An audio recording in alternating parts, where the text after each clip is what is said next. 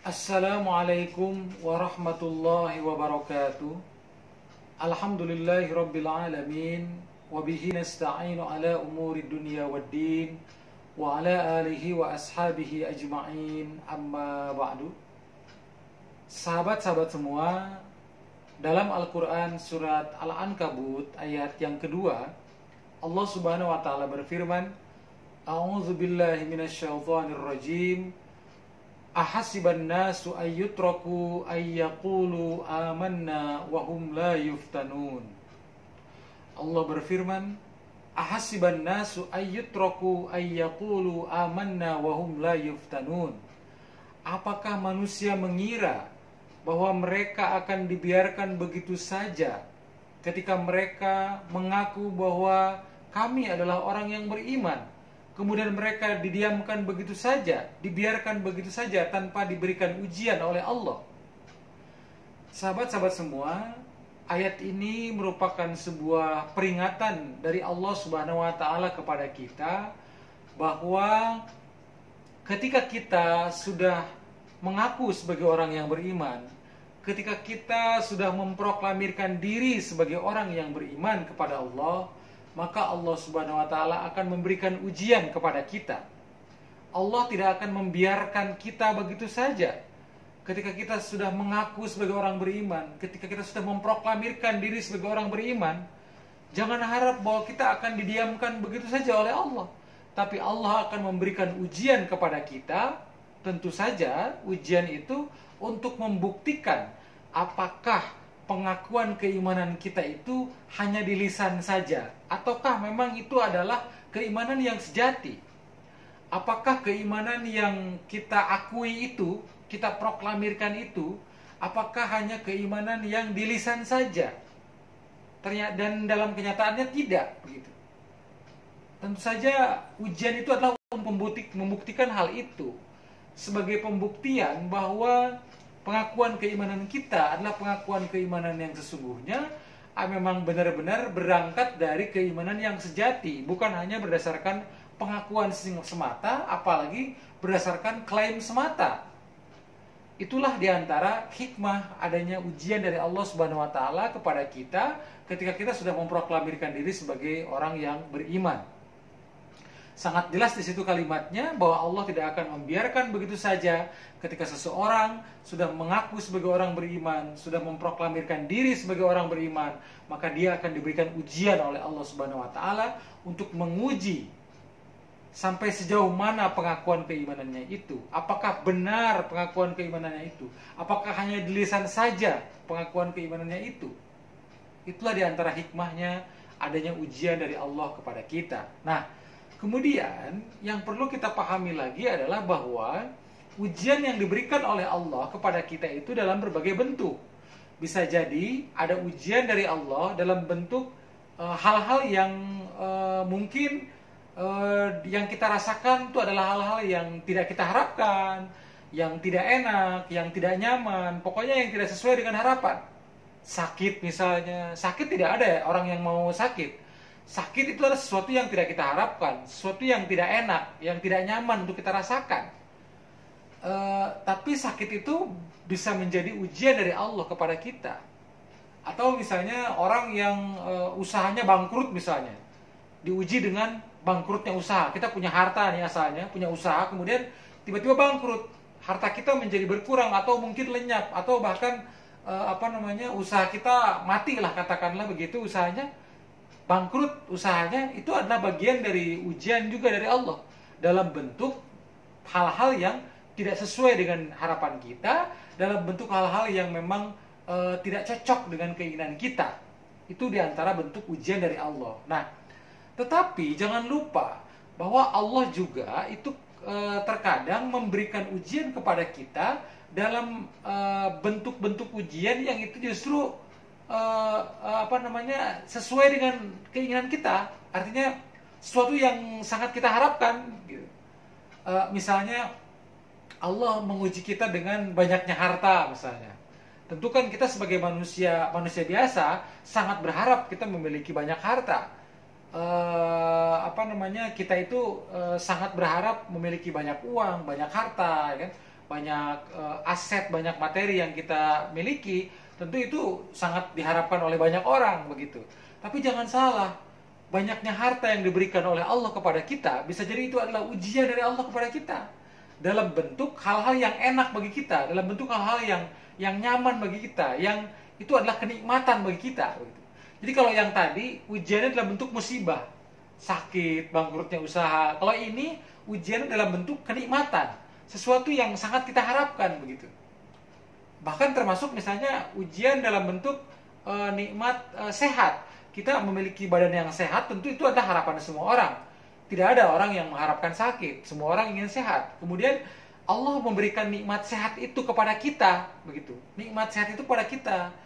Nah, jangan salah bahwa bisa jadi nikmat kesehatan dari Allah itu bisa jadi adalah ujian dari Allah kepada kita begitu. Nah, oleh karena itulah maka apakah bentuk ujian dari Allah itu dalam bentuk hal yang tidak kita harapkan, musibah, ataupun dalam bentuk yang sangat kita harapkan, yang dalam bentuk kenikmatan itu dua-duanya adalah ujian dari Allah. Dan ada orang yang lulus dan ada yang tidak menghadapi kedua bentuk ujian itu begitu. Bisa jadi ada loh orang yang mungkin dia ketika diuji dengan dengan sakit dia lulus begitu, diuji oleh Allah dengan sakit begitu dia lulus, tapi ketika dia diuji dengan sehat dia tidak lulus. Bisa jadi begitu. Begitu juga mungkin saja terjadi ada orang yang ketika dia diuji dengan kemiskinan, dengan sedikit harta begitu, dengan bangkrutnya harta misalnya, dia lulus diuji dengan itu, dengan kemiskinan itu dia lulus, tapi dia malah tidak lulus ketika diuji dengan kekayaan, ketika diuji dengan banyaknya harta. Itu mungkin terjadi begitu, sangat mungkin terjadi.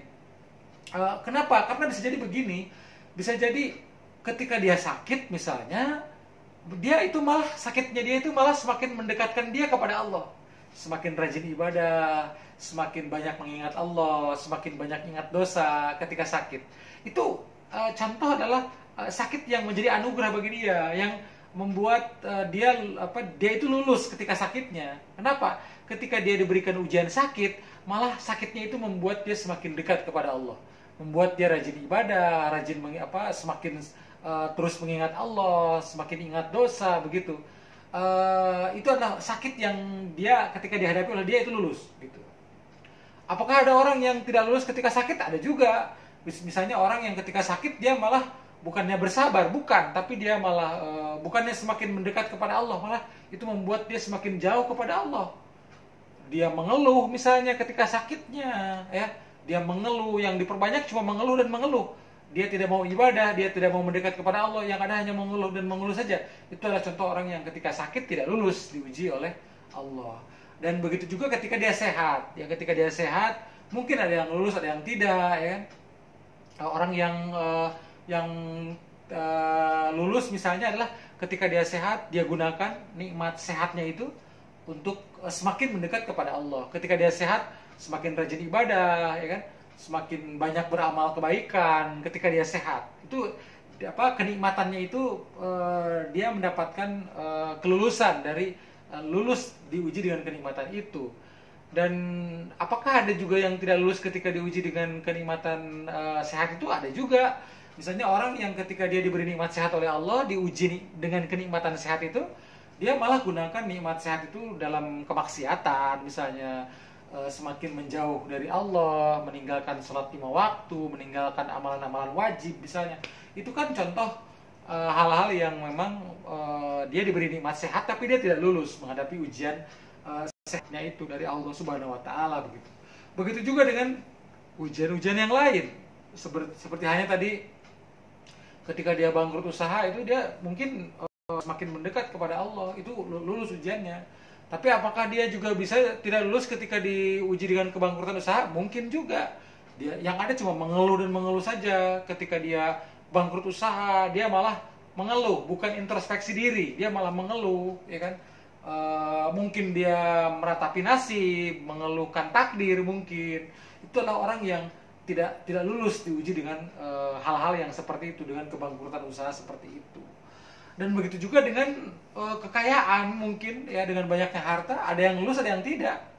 Orang yang orang yang lulus tentu saja ketika dia diberikan banyak harta, harta itu dia gunakan di jalan yang diridhoi oleh Allah. Dia gunakan untuk ibadah, dia gunakan untuk menyantuni orang-orang yang membutuhkan, fakir miskin, anak yatim, orang-orang yang tidak mampu dia santuni begitu. Dia tebarkan hartanya itu dengan manfaat yang seluas-luasnya, sehingga harta itu bukan hanya dirasakan oleh dirinya, tapi dirasakan oleh banyak orang, sehingga menjadi harta yang bermanfaat. Itu kan contoh orang yang lulus ketika diuji dengan nikmat banyaknya harta.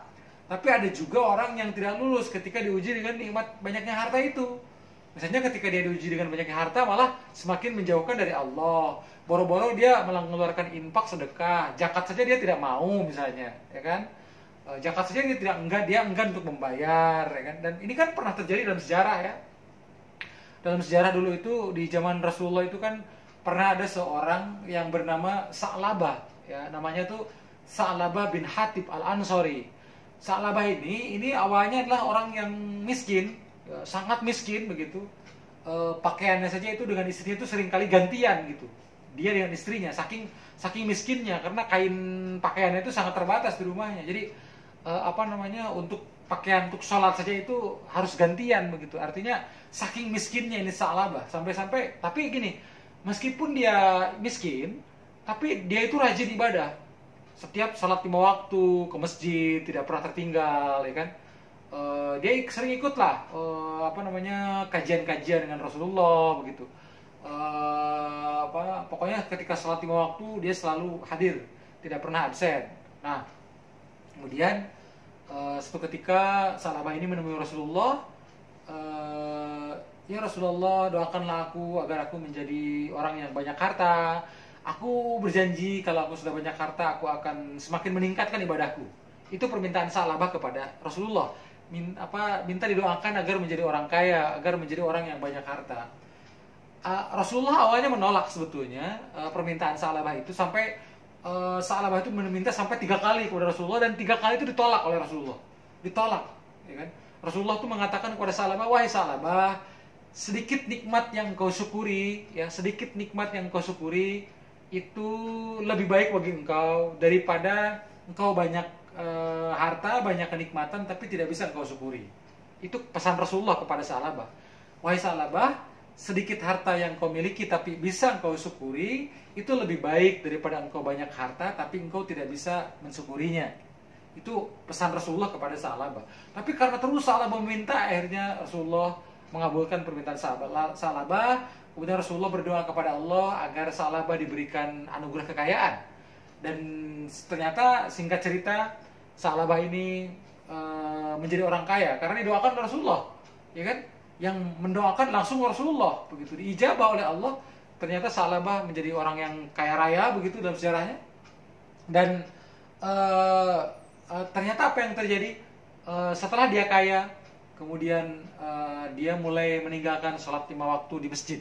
Jadi biasanya rajin sholat 5 waktu di masjid, rajin berjamaah. Setelah kaya, dia terlalu sibuk mengurus kekayaannya, akhirnya dia tidak sempat lagi sholat berjamaah di masjid. Jadi Rasulullah mencari, tidak ada Sa'labah ketika sholat 5 waktu di masjid berjamaah, tidak ada.